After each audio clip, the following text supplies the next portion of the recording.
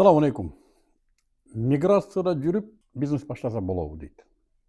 Мен айтам албетте. Бизнести жер шарында эле болсо, илбой жеринде баштаса болот. Болгону кандай бизнес башташ керек?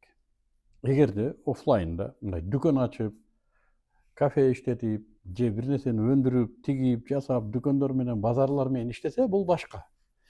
Муну элдер офлайн деп көнүп калыптыр. Эгер интернетте бизнес ачам десе, анда маселе жок. Такыр маселе жок. Себеби интернет каерде бар болсо, ошол жерден иш кете берет. Мен кээде айтам, айылда да бизнес кылса болот. Мына биздин курстарыбыз бар го. Ошо бизнес нөлдөн деген курсту бүткөн бала, бир эле бала, бир айылдын бизнесин кылып койсо болот. Айылда бизнес кылыш үчүн эки эле нерсе керек да. Жол керек и интернет керек. Болду. Жол бар, демек эрге машина каттайт. Айылдын капустасы болобу, сабизи болобу, эмнеси бар, чөбү барбы, эмне бар, бардыгын интернетке чыгарып, бир эле аккаунт менен салып ийип, акчасын алып иштесе боло берет. Азыр М-банк бар жакта бар. Эгер айылда ушинтип бизнес кылса, бир эле бала бир жерге бир үйгө отурду дагы, бир ушундай телефонду койду, и аккаунтту бизден үйрөнүп алган. Ошентип айылдын соодасын жүргүзсө болот, бир эле бала.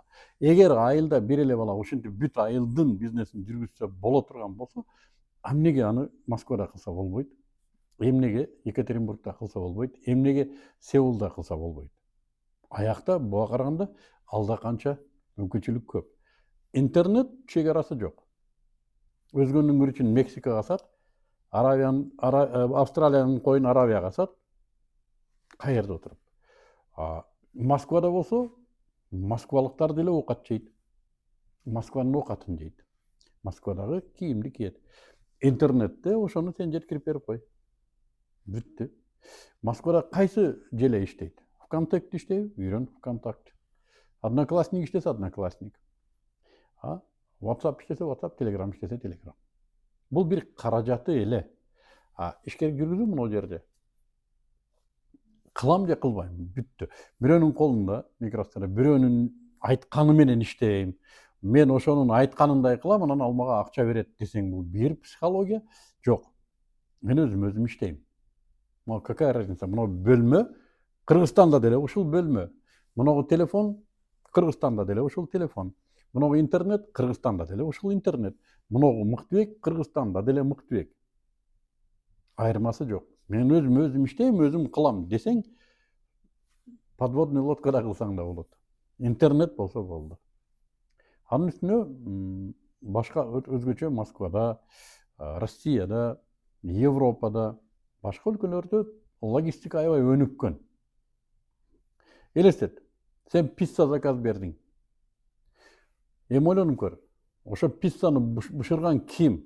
Вьетнамдыкпы, Кампучияданбы, Аравияданбы? Сен аны көрбөйсүң, сен пиццаны көрөсүң. Ким заказ бердиң интернеттен? Муну ким тикти? Вьетнам тиктиби? Же бурят тиктиби? Же ким тикти? Айырмасы жок. Мына кийим мага жараштыбы, жокпу? Ушуну карайсың.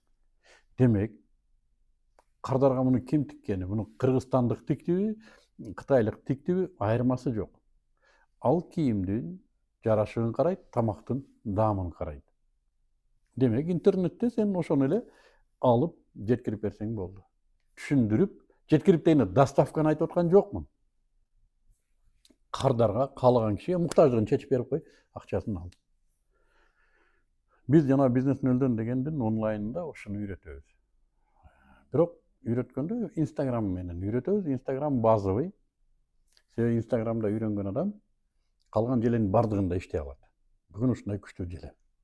Instagramдын принцибинде үйрөнүп туруп эле 2-3 ай Instagram керек болсо башка жактарда, вот Россияда эми Instagram санкция го, VPN менен да иштеп аткандар бар экен. Instagram менен VPN менен иштеп аткандар бар. Мен ушундай бир нерсени көрдүм.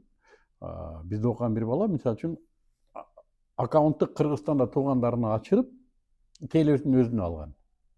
Өз аякта жүрүп тейлейт, бирок аккаунт Кыргызстанда турат. Сонун иштеп атат. Койчу, бардык нерсе сенин биягыңда. Кыласыңбы, кылбайсыңбы? Кылбайм десең, 1000 шылтоо. Кылам десең, айырмасы жок. Миграциядасың Кыргызстандабы. Мен Жакында Ысык көлдө эс алдым. Көлдө отуруп алып ошо телефон менен бизнесимди жүргүзүп аттым. Америкада жүрдүм, Америкада жүрүп эле ошо телефонум менен иштеп аттым. Сингапурда жүрдүм, ошо телефон менен эле иштеп аттым. Анткени мени менен дайым 24 саат мээм чогуу жүрөт. Буга айырмасы жок. Мен каерде экенимдин айырмасы жок. İşte дегенimде иштейт, иштебе десем иштебейт. Демек маселе. İştetесиңерби? Акча жасай турган компьютерди. Акчаны мээ жасайт балдар. Акчаны акча жасабайт. Акчаны телефон жасабайт. Акчаны сенин мээң жасайт. Демек ушул мээни акча жасаганга багыттайсыңбы ишин? Акча жасатасыңбы же бирөөнүн айтканын кылдырасыңбы? Вот буну сен өзүң тандайсың. Мээңди бирөө мындай шыба десе, ошону айткандай шыбаганга иштетесиңби? Бирөө мына жерде мындай бетон куй десе, ошого иштетесиңби? Эмнеге иштетесиң? А кээ бирөө вообще иштетпейт. Анын деле өмүрү өтөт. Сенин деле өмүрүң өтөт. Бирок иштетсең, мындай жашооң сапаты жакшыраак. Ошондуктан онлайнда бизнес кылуу үчүн чек ара маселе эмес. Интернет болсо болду. Үйрөнгүлө. Ким ушуну үйрөнөм десе, бизнес нөлдөн онлайн тренинги бар. Ылдыйда описанияда WhatsApp шилтемеси турат. Киргиле, үйрөнгүлө, и бизнес жасагыла. Бир эле жолу үйрөнүп койсоң бүтүп кетпейт. Ону дайым иштеп туруш керек. Эмнеге интернет дайым өзгөрүп турат. Бул өзүнчө тема.